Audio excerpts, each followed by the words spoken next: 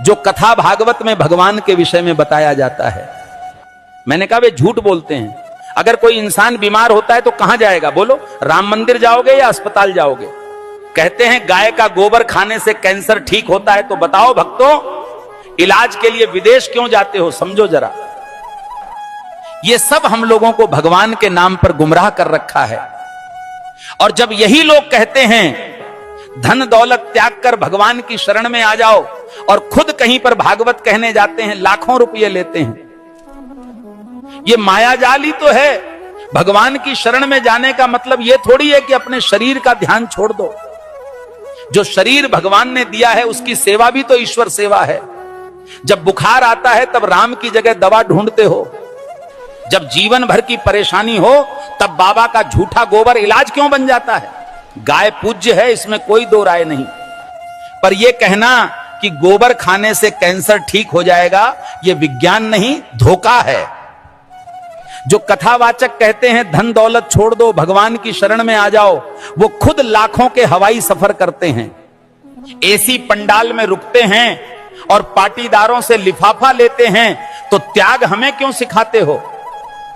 तपस्या की राह हमें क्यों दिखाते हो, जब खुद तुमने उसका कोई अनुसरण नहीं किया?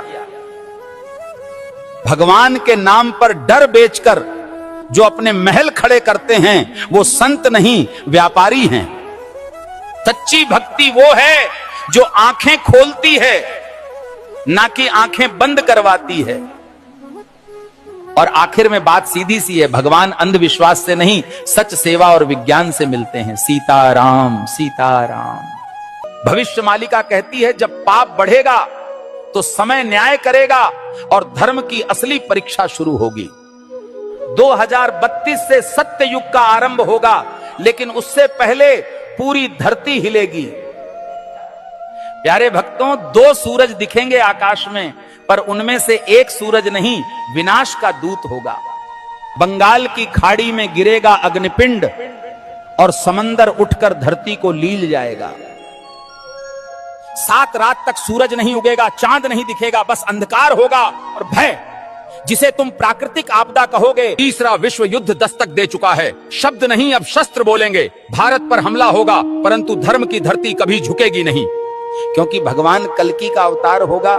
जो शरण में आएगा बच जाएगा, जो अभिमान में रहेगा मिट जाएगा। प्यारे भक्तों, भविष्य मालिका चेतावनी नहीं, ये वक्त की आवाज है। जो सुन लेगा वही कल को देख पाएगा। धर्म अब उपदेश से नहीं बचेगा, धर्म बचेगा तो तुम्हारे कर्म और श्रद्धा से। जो अब भी सो रहे हैं, समय उन्हें जगाएगा नहीं, बल्कि बहा देगा इतिहास की धूल में। अब भी समय है भक्तों, या तो धर्म के साथ खड़े हो जाओ या अधर्म के साथ डूब जाओ। कल सऊदी अरब में आयोजित मेरे सत्संग के दौरान एक भक्त ने मुझसे एक दुखद प्रश्न किया। भक्त ने प्रश्न किया, गुरुजी, क्या राखी बांधने से बड़ी बात यह नहीं कि हर औरत को बहन समझा जाए? अरे मूर्खों, राखी के धागे पर इज्जत की एक्टिंग करते हो और बाकी दिन उसी इज्जत को आंखों से नोचते हो। राखी का धागा इज्जत का प्रतीक है, पर नजरें ही इज्जत न दें तो वो धागा क्या करेगा? जो आज बहन कह रहे हैं, कल उसी जैसी स्त्री को घूरते हैं। यही विडंबना है। जिस दिन पुरुष की नजर नारी को सच में बहन समझने लगेगी, उस दिन हर बेटी, बहन, हर स्त्री सुरक्षित अनुभव करेगी। भाई कहे जाने से कोई बड़ा नहीं बनता, उसके विचारों और दृष्टिकोण में सम्मान हो, यही सच्ची मर्दानगी है।